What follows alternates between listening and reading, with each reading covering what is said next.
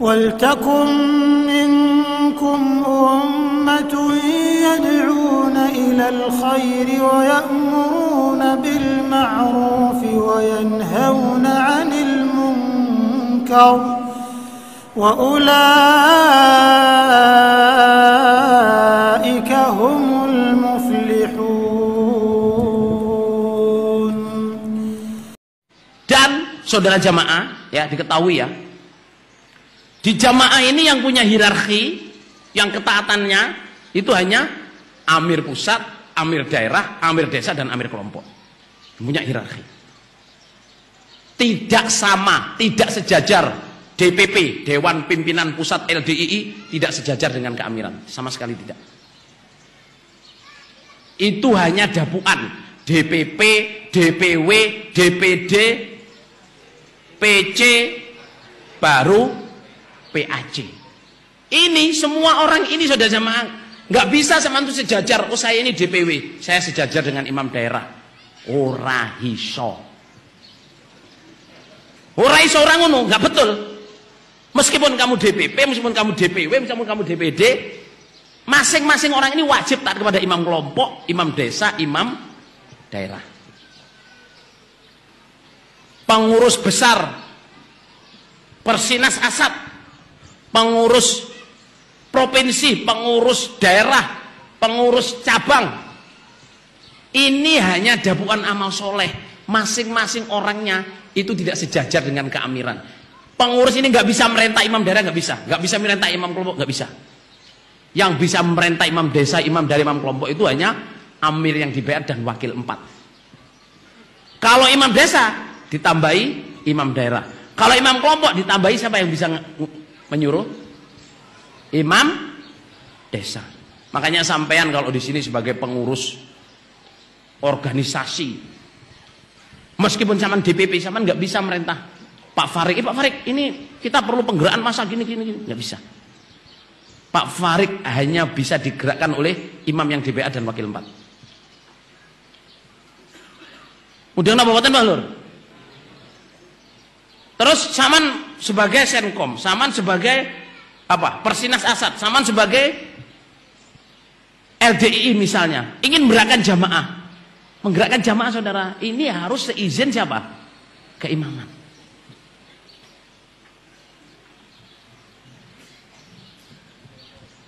Di tingkatannya masing-masing.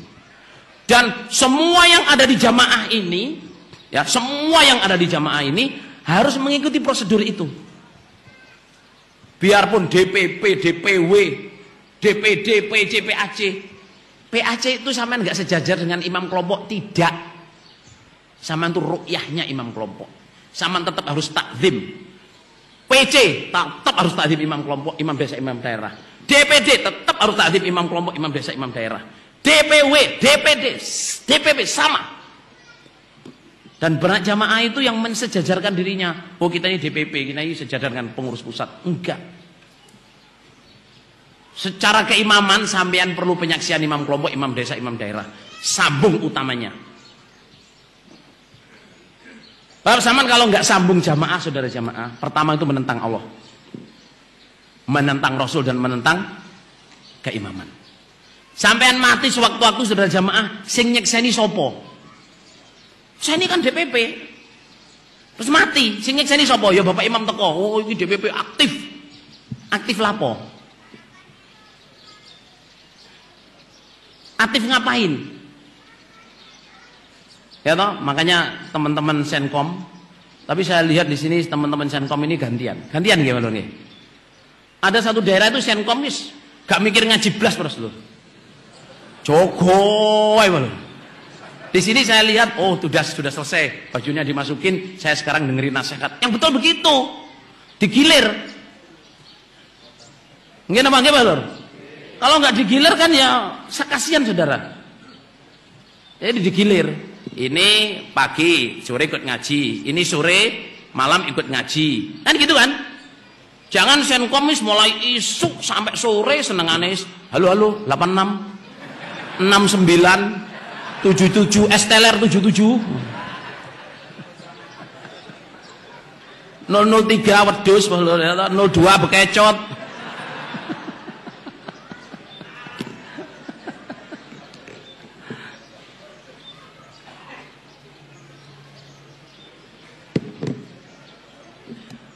Ini saya mohon maaf saudara jemaah ya, saya menerangkan apa adanya. Cara saya begini. Yang ingin saya sampaikan adalah sambung jamaah ini enggak main-main. Bagi saya. Selamat pagi saudara pendengar di seluruh kepulauan Nusantara, bahkan di mana saja saudara berada. Membawakan acara siarannya untuk pagi hari ini, hari Jumat. Saudara pendengar, selamat mengikuti siaran kami, selamat mendengarkan. Assalamualaikum warahmatullahi wabarakatuh.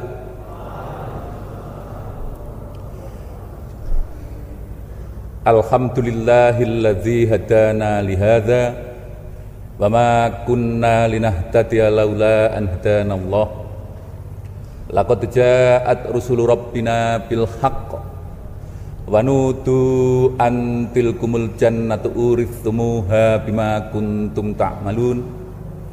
Asyhadu an la ilaha illallah wa asyhadu anna Muhammadar Rasulullah sallallahu alaihi wasallam wa ala alihi wa ashabihi amma ba'd.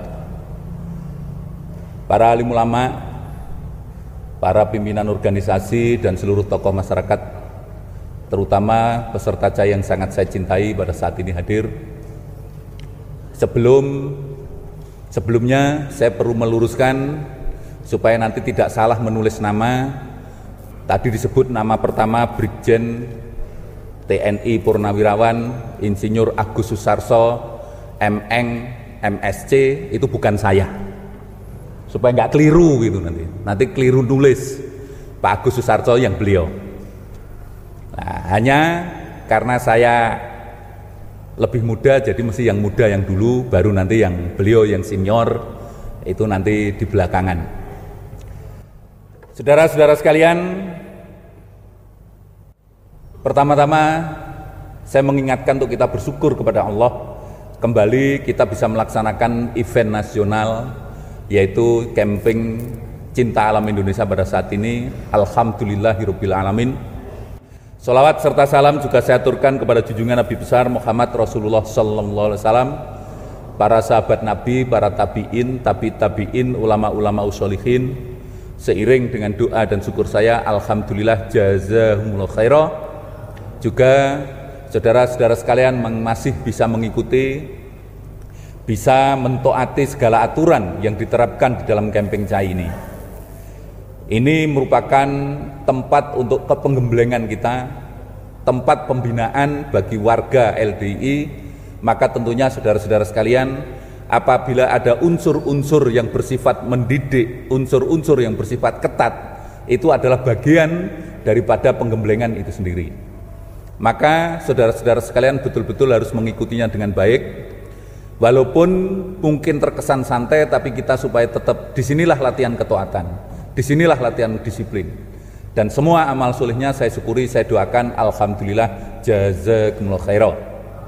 Saudara-saudara sekalian, saya tidak banyak pengantar pada saat ini. Saya diminta untuk sedikit menjelaskan tentang organisasi kita, yaitu Lembaga Dakwah Islam Indonesia. Saudara sekalian, apa yang saya sampaikan adalah non materi, bukan materi tertulis, akan tetapi barangkali bisa membantu saudara-saudara sekalian untuk mengenal lebih jauh. Karena kita ini sebetulnya ada dua sisi yang harus sama-sama kita pahami sebagai warga jamaah. Yaitu yang pertama, sisi ke dalam kita sebagai warga jamaah, di mana kita punya kewajiban-kewajiban yang harus dilaksanakan dan tidak boleh ditinggalkan. Di situ ada sebuah struktur yang tidak tertulis, tapi kita semua memahami, dan struktur di situ harus kita kerjakan, kita ikuti. Di mana ada kewajiban-kewajiban sambung kelompok, sambung desa, sambung daerah, sambung pusat yang ditentukan. Di situ ada aturan-aturan, ada infak, ada macam-macam. Itu adalah mekanisme yang ada di dalam. Tapi saudara-saudara sekalian, pada sisi lain, supaya warga LDI juga memahami ada sisi lain sebagai sarana perjuangan kita, alat perjuangan kita, yaitu kita ada yang namanya organisasi, yaitu yang dikenal saat ini kita kenal namanya adalah Lembaga Dakwah Islam Indonesia. Lembaga Dakwah Islam Indonesia sendiri ini amal solehnya sisinya memang pada sisi yang berbeda.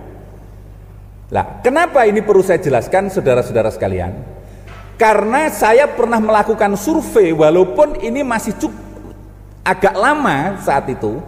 Survei ini saya lakukan sekitar tahun 2004 kalau nggak salah, cukup lama, yaitu tahun 2004-an saya melakukan survei. Saya mencoba remaja-remaja jamaah, warga-warga kita ini saya survei. Saya ingin mengetahui Anda sejauh mana warga jamaah remaja ini mengenal LDI, sejauh mana mengenal tentang mekanisme-mekanisme yang ada di dalam. Bahkan kalau misalkan boleh memilih, Anda lebih senang menjadi pengurus organisasi atau pengurus ke dalam. Ternyata Bapak saudara-saudara sekalian, rata-rata bahkan jauh sebagian besar itu banyak yang tidak mengenal yang namanya pengurus organisasi dan tidak memilih untuk menjadi pengurus organisasi. Karena saudara-saudara sekalian, ya mungkin karena memang situasinya adalah, saya tidak mengatakan ini sebuah kelemahan, tidak. Justru saya melihatnya berarti jamaah ini betul-betul on the track untuk betul-betul tekun mempelajari tentang hakiki tugas pokok daripada jamaah itu sendiri, yaitu ingin masuk surga selamat neraka dengan mengikuti mekanisme yang ada di dalam. Oleh karena itu sedikit saya ingin menjelaskan kepada saudara-saudara sekalian tentang beberapa hal terkait organisasi. Saudara-saudara sekalian, pada hakikatnya organisasi LD ini, mohon juga konsentrasinya tidak terpecah ya. Ya walaupun ono sing ngelepasi itu ya, tapi tetap ya. Walaupun saudara-saudara sekalian, organisasi LD ini kalau kita melihat dari sisi satu jajarannya, sebagaimana kita ketahui ada DPP yaitu Dewan Pimpinan Pusat, untuk provinsi Dewan Pimpinan Daerah Provinsi, untuk kabupaten kota Dewan Pimpinan Daerah Kabupaten Kota, kemudian ada PC di level kecamatan dan PAC di level kelurahan. Saudara-saudara sekalian, kira-kira kita sudah ada yang mengenal enggak? Nyon sewu. Siapa kira-kira ketua umum DPP LD ini, sudah ada yang kenal belum? Tolong sebutkan yang keras, siapa ketua umum DPP LDI? Profesor Dr. Kiai Haji Abdul Hasan. Alhamdulillah, berarti kita bagus, kita bisa mengenal. Saudara sekalian, kenapa ini perlu saya tes? Berarti Anda sebagai generasi penerus merupakan generasi-generasi yang mengenal badannya sendiri. Ini bagus. Ada sebuah kejadian dan ini jangan terulang karena sosialisasi ini perlu. Pada waktu penerobosan, saya sebut saja di daerah Kalimantan, itu ada seorang ibu-ibu atau beberapa orang ditanya. Waktu itu sekitar waktu sebelum pemilu tahun 2004. Ditanya, Bapak-bapak sekalian, siapa ketua umum Partai Golkar? Waktu itu ditanya. Akbar Tanjung, tahu Pak. Siapa ketua umum PAN? Amin Rais, tahu. Ketika ditanya, siapa ketua PC di daerah sini, kecamatan ini? Tidak ada yang tanya, tidak ada yang tahu. Ada seorang ibu ditanya, siapa Bu ketua PC-nya? Tidak tahu. Begitu ketua PC-nya disuruh berdiri, ternyata suaminya si ibu itu sendiri.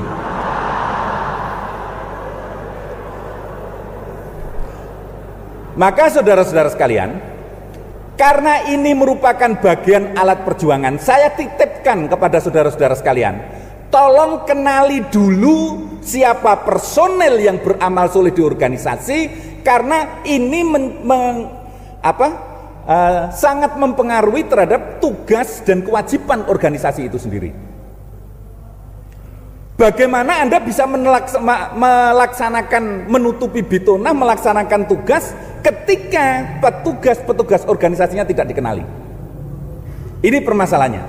Lah, apa sebetulnya tugas daripada organisasi? Sebagaimana ijtihad Bapak Imam, kalau dulu sebelum keimaman Pak Haji Sultan Aulia, bahwa tugas organisasi itu 3. Pada zaman Pak Haji Kiai Haji Sultan Abdul Aziz Sultan Aulia, tugas itu ditambah 1 menjadi 4. Ini yang saudara sekalian juga harus mengenali apa tugas organisasi.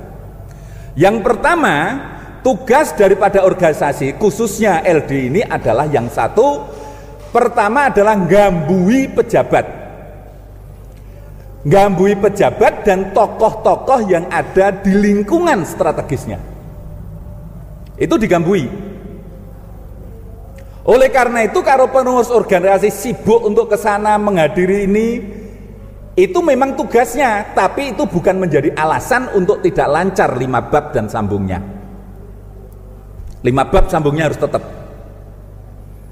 Ya. Jadi satu gambui, itu tugas pertamanya.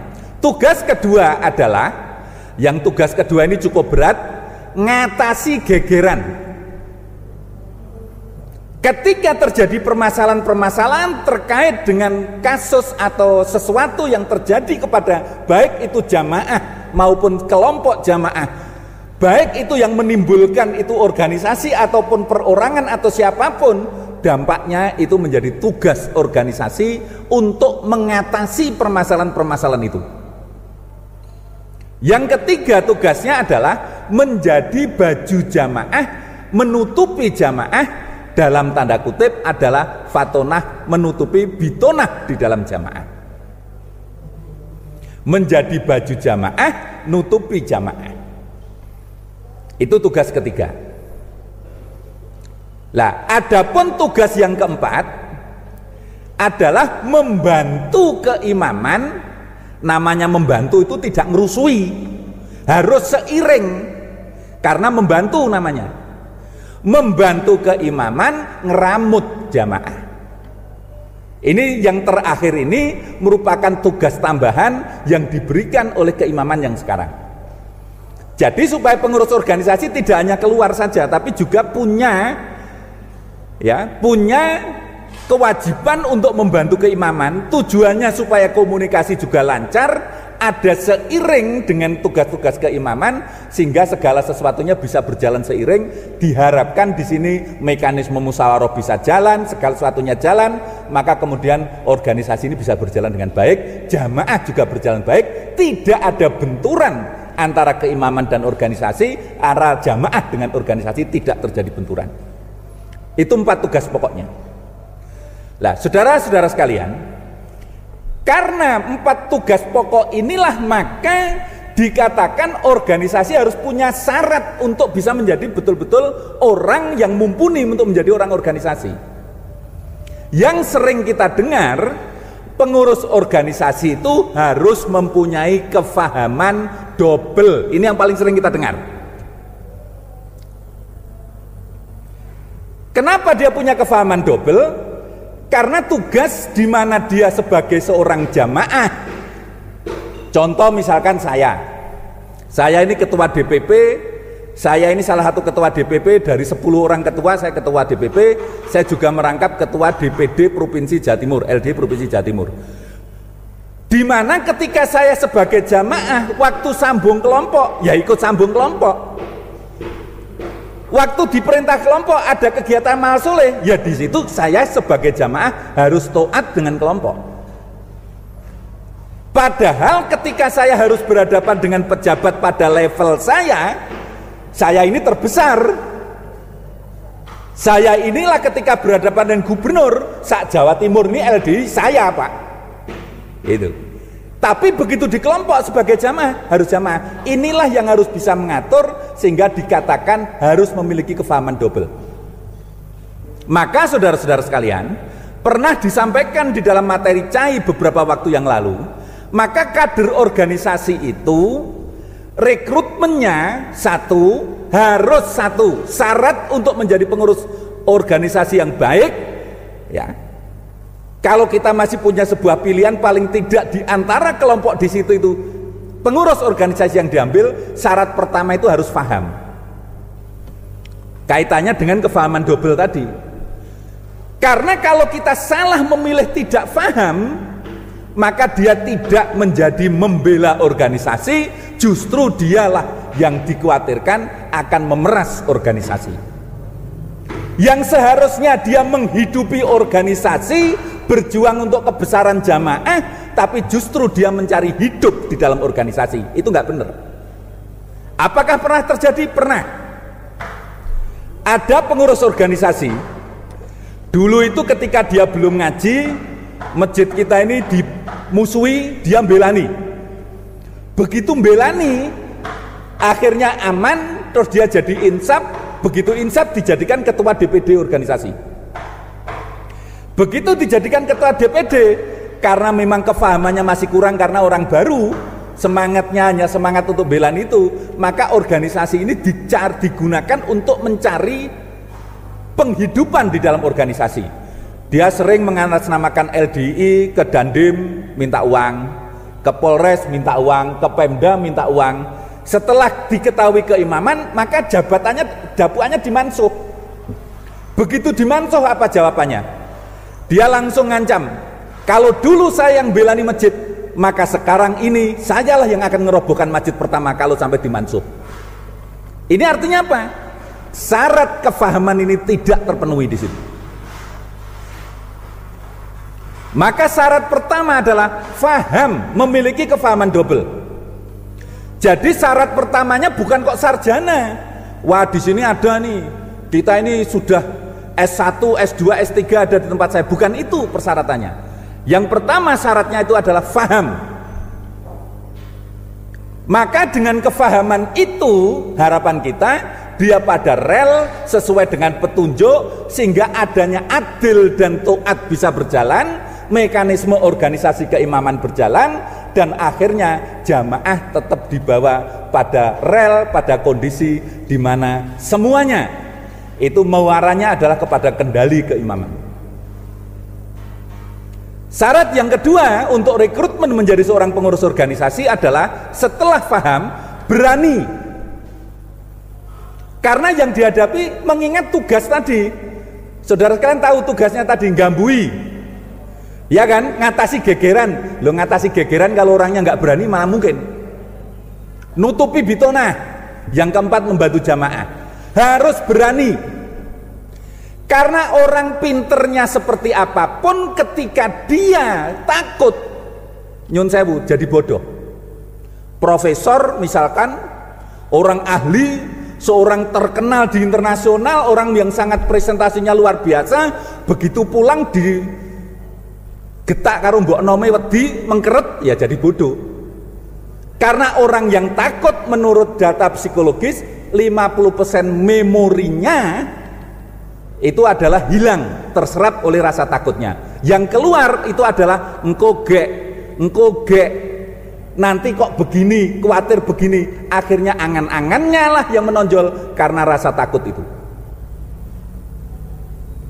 Jadi yang kedua syaratnya adalah berani. Tidak mungkin tidak, harus berani, karena yang dihadapi dunia luar. Kalau kefahaman dan keberanian ini digabungkan, maka ini menjadi sebuah kekuatan.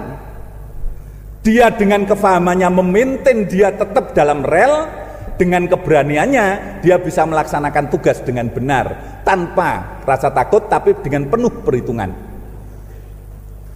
Jadi bukan pinter dulu. Orang pinter pun kalau takut itu jadi bodoh sebabnya. Ini saudara sekalian. Yang ketiga adalah mau melonggarkan waktu untuk fisabilillah. Karena tugasnya double. Enake itu jadi jamaah mung sambung, pulang sambung. Lah organisasi musyawarah kono, ngabui rono, pasti kewajiban sambung. Itulah kenapa harus bisa melonggarkan waktu untuk fisabilillah. Kalau tidak longgar ya dilonggar-longgarkan. Nah, oleh karena itu saudara sekalian, itu menjadi persyaratan. Adapun setelah 3 persyaratan itu kemudian dilakukan, adanya yang namanya punya titel, punya embel-embel, itu baik. Tapi 3 pokok inilah yang harus terpenuhi untuk menjadi persyaratan seorang kader organisasi untuk beramal soleh di organisasi. Lah saudara-saudara sekalian, mengingat tugas dan persyaratan itulah, jadi memang disinilah kalau kita lebih banyak bekerja, memang kalau dilihat pada satu sisi enak, sering muncul di TV barangkali, sering makan enak barangkali, tapi dampak makan enak bukan kok mesti enak. Seperti saya jadi overweight karena sering makan enak. Saya pernah ditanya, Pak Kris, Syaratnya, caranya untuk menjadi gemuk gimana? Gampang, ada dua hal. Satu, sering musyawarah dan sering terobos, mesti gemuk. Kenapa? Lak musyawarah mangan, nerobos kabeh ngejak mangan. Pasti gitu, banyak gitu. Gemuk itu. Nah, itu caranya gemuk begitu. Nah, saudara-saudara sekalian, dilihat dari satu sisi enak, tapi semua itu merupakan sebuah amal soleh. Oleh karena itu, saudara-saudara sekalian, saya perlu menjelaskan kepada saudara sekalian, marilah betul-betul kita kembalikan tracknya. Dengan demikian, saudara sekalian, uraian saya singkat tadi menunjukkan bahwa organisasi keluar itu harus menunjukkan diri sebagai orang nomor satunya di LDII. Tapi ke dalam, apa yang kita lakukan adalah dalam kendali keimaman. Kesimpulannya sekarang saya tanyakan, organisasi di atas keimaman atau di bawah keimaman? Di bawah, alhamdulillah, jazakumullah khairan. Tapi jangan diutarakan keluar. Itu strategi ke dalamnya. Strategi ke dalamnya adalah kita ini di bawah keimaman, dalam kendali keimaman. Organisasi tidak punya massa, tidak punya uang, semua hasil musyawarah. Ada orang yang ngomong, Pak Kris, kelemahannya itu loh, kita nggak punya massa, nggak punya uang. Menurut saya justru itu kelebihan di dalam LDI. Kenapa kelebihannya? Organisasi lain itu kalau ngadakan kegiatan untuk mencari dana itu susah. Lah kita tidak, tinggal musyawarah izin disediani yuk. Yang penting mekanisme diikuti. Karena kebetulan saya ini juga pimpinan organisasi lain. Kebetulan saya ini wakil ketua, saya ketua Korbit OKK untuk MKGR Jawa Timur. Saya ini ketua Korbit juga di AMPI Jawa Timur. Saya ini juga ketua yayasan dari Al Mujahidin. Kebetulan di luar juga gitu. Saya di HNSI juga wakil ketua. Semuanya untuk mengadakan kegiatan duit. Nah, jangan dikira gampang. Ngajukan sana susah. Tapi kita di dalam jamaah tinggal mekanisme musyawarah, ngajukan keimaman, prosedur diikuti, jalan. Menurut saya inilah sebuah kelebihan. Oleh karena itu, saudara-saudara sekalian, kita harus tahu positioning dari organisasi itu, yaitu sekali lagi saya simpulkan di bawah keimaman. Tapi keluar kita harus merasa menjadi orang nomor satu. Harus begitu. Inilah kenapa harus memiliki kefahaman double. Alhamdulillahirrabbilalamin, alhamdulillah, jazakumullah khairan, saudara-saudara sekalian. Dengan demikian, saudara sekalian, maka seluruh kader pengurus-pengurus organisasi ini supaya betul-betul memahami frame-nya ini. Nah, untuk melancarkan semua kegiatan ini, semuanya harus sinkron dengan ijtihad keimaman. Bukan kok keimaman dipaksa untuk mensinkronkan dengan organisasi, tapi kita melalui sebuah mekanisme musyawarah, bagaimana bisa matching antara kepentingan-kepentingan ke dalam oleh keimaman dan bagaimana strategi keluar untuk kepentingan jamaah. Jadi ada kalanya keimaman punya ijtihad jret, kita menjabarkan dalam bahasa organisasi keluar. Ini organisasi begitu itu. Oleh karena itu, saudara sekalian, terkait dengan ijtihad keimaman sekarang, Bapak Imam sekarang strategi pengembangan perjuangan Quran hadis jamaah ini adalah dengan meningkatkan fatonah bitonah budi luhur. Kenapa? Karena masih diingat, tentu saudara sekalian masih ingat banyak nasihat yang menasihatkan ada 3 syarat pelestarian Quran hadis jamaah. Syarat pelestarian Quran hadis jamaah: 1, dijaga kemurnian niatnya. Yang kedua, dijaga kemurnian amalannya. Yang ketiga, dijaga nama baik jamaah. Terjemahan dari dijaga nama baik jamaah ini adalah fatonah bitonah budi luhur. Kenapa strategi fatonah bitonah budi luhur harus dilaksanakan, saudara sekalian? Fatonah bitonah strateginya adalah kita bahas ke dalam, aplikasinya disampaikan kepada jamaah dalam rangka wujud budi luhur. Karena ternyata dengan strategi fatonah bitonah budi luhur ini biayanya menjadi lebih murah. dan bisa melakukan pencegahan secara lebih dini. Contoh saudara sekalian, di sini ada nggak yang dari Batola, Barito Kuala? Ada nggak dari Barito Kuala? Kabupaten Batola? Nggak ada. Kalimantan Selatan. Batola ini pernah, barangkali saudara sekalian tidak pernah mendengar, saya ceritakan bahwa Batola pernah ada musola kita yang dibakar. Ya, Batola ini dibakar, musolanya paling nilainya karena itu dari kayu di daerah transmigrasi, paling banter sekitar 5 juta lah bangun itu. Oh, malah ini katanya penerobos 3 juta untuk bangun itu. Karena dari sesetan kayu. Karena di daerah transmigran ada yang jaga mubalek di situ, kemudian mubalek itu jaga, dibujui sama preman-preman di situ, katanya disuruh sana, begitu keluar musola kita dibakar.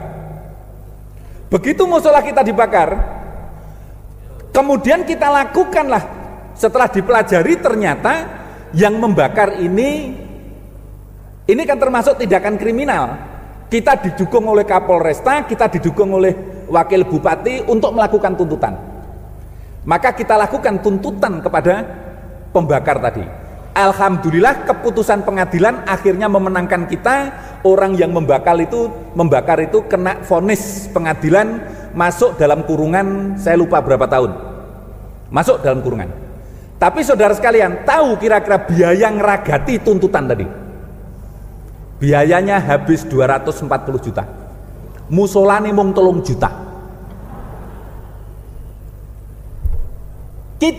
Apakah 240 juta itu muspro? Tidak. Maka dari situ kita rubah strateginya. Alangkah baiknya kalau kita fatonah bituna biduluhur. Contoh, ada suatu daerah itu bangun masjid, lancar bangun masjid. Kemudian hasil kesepakatan musyawarah desa itu, karena lokasi masjid kita di bawah, di atas itu ada masjid luar, maka kesepakatannya kita bayar berapa, kita kena tarif berapa untuk mendapatkan saluran air dari atas. Karena mereka tidak senang dengan kita, karena kita kurang budi luhur, saluran air itu oleh preman-preman itu dimatikan. Jadi air itu nggak nyampe ke kita. Nah, terus teman-teman di sana ini kebetulan sangat cerdas. Dia mencari apa kebutuhan mereka sebetulnya. Maka dia iseng-iseng juga sambil melihat, oh masjid luar itu ternyata mesternya ini, lantainya ini belum dimester, masih batu merah begitu. Lah, dia pertama berkunjung ke sana, ya sholat sunnah di sana. Terus kemudian suatu saat ketemu dengan kiainya, Yai, ini kok lantainya kok belum dimester, kenapa Yai? Ini belum ada semennya katanya. Lah kira-kira butuh berapa semen Yai? Paling hanya 4 sak. Ya udah Yai, nanti saya bantu 4 sak Yai. Akhirnya didatangkan semen 4 sak. Waktu itu 1 sak masih 25.000, berarti 4 sak hanya 100.000. Setelah didatangkan semen, beberapa hari kemudian dikunjungi lagi, ditanya, loh Yai kok belum dikerjakan Yai? Kok masih nganggur gini? Tukangnya nggak ada. Lah kalau kulinya, kalau kulinya ada 3, kira-kira perlu berapa tukang Yai? Malah perlu 2 aja cukup. Ya udah Yai, saya bantu. Akhirnya jamaah yang tukang dikerahkan di situ, ditambah tenaga sabilillah jamaah kita untuk amal soleh, tenaga amal soleh jamaah. Maka setengah hari masjid itu selesai untuk dimester. Semennya dari kita, tenaganya dari kita, dibantu mereka sedikit.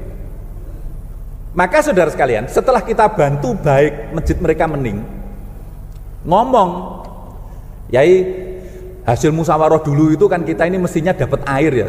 Kita ini bayar terus tapi nggak pernah dapat air. Oh ya nanti saya bantu. Langsung preman-preman dipanggil.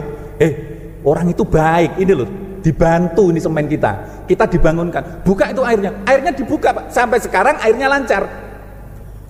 Hanya dengan 100.000. Bayangkan kalau itu terjadi gegeran 240 juta. Sekarang pertanyaannya adalah, dengan batonah bitona budiluhur, dengan budiluhur lebih murah atau lebih mahal? Dengan budiluhur lebih murah atau lebih mahal? Lebih murah. Itulah saudara sekalian, kalau toh kita harus membelani untuk membiayai mereka, itulah kalau dalam dunia politik dan dunia organisasi disebut sebagai security cost, biaya pengamanan. Kadang-kadang itu pembelaannya di situ. Jangankan gitu, jenengan buka warung, tukang parkir itu aja biaya, rebutan itu. Oleh karena itu saudara sekalian, sekali lagi untuk seiring dengan keimaman, marilah betul-betul kita membantu proses fatonah, bitonah, budi luhur. Oke. Karena ada satu kasus lagi, di Bali juga ada kasus. Saya masih ingat di Pekutatan, itu geger masjid kita ini hanya 2 meter kali 3 meter lah kira-kira, kecil, dikenal sebagai musola sejuta jendela. Karena terbuat dari betek, sesek, sehingga kalau siang matahari masuk padang semua. Namanya betek kan bolong-bolong itu. Itu membuat geger. Kita datang, kita beri buku Munas LDI, kita konsultasi dengan para pejabat. Jawabannya pejabat setelah mempelajari buku ini, Pak, buku ini bagus. Saya yakin masyarakat Indonesia mengikuti buku ini damai. Sayang warga LDI Bapak di sini tidak seperti buku ini.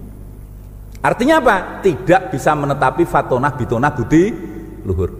Maka saudara sekalian, saya mohon saudara sekalian, mari kita sosialisasikan untuk kita fatonah, bitonah, budi luhur. Prakteknya sederhana. Saya masih sering kali melihat mereka itu kadang-kadang iri kalau jamaah mati sing layat wakeh, begitu orang tonggo, orang luar mati, tidak muncul satupun orang jamaah. Ini berarti kurang fatonah, bitonah, budi luhur. Cobalah kalau kita lewat ada tetangga orang luar, mari kita sapa. Itulah praktek fatonah, bitonah, budi luhur. Jadi pergaulilah mereka dengan budaya mereka, cara-cara mereka, tidak sampai mengorbankan ubudiyah kita. Kalau masalah ubudiyah kita tetap, tapi dalam hal misalkan lingkungan, jaga malam, saling menyapa, kenapa tidak? Itu yang harus kita lakukan. Insya Allah ini merupakan hal-hal yang bisa mencegah terjadinya permasalahan kemudian hari. Dan saudara sekalian, berarti membantu program jamaah, pengembangan Quran hadis jamaah, pelestarian Quran hadis jamaah, karena itu bagian dari syarat menjaga nama baik jamaah. Alhamdulillah, jazakumullah khairan. Itu sekelumit tentang tugas organisasi. Kalau kita bicara organisasi cukup panjang, tapi karena waktunya 1 jam dibagi 2 dengan Persina Sasat, maka saya cukup sekian. Paling tidak harapan saya intisari ini bisa menjadi bekal saudara-saudara sekalian mengembangkan jamaah di daerah saudara sekalian dengan menularkan konsep bagaimana cara melancarkan, melestarikan Quran hadis jamaah dengan tetap mengedepankan inilah tugas dan syarat-syarat dari menjadi pengurus organisasi. Alhamdulillah, jazakumullah khairan. Semoga Allah paling barokah. Apabila ada tutur kata saya kurang berkenan, saya mohon maaf yang sebesar-besarnya. Selanjutnya saya kembalikan ke MC atau langsung Pak Agus. Dan dari saya, assalamualaikum warahmatullahi wabarakatuh.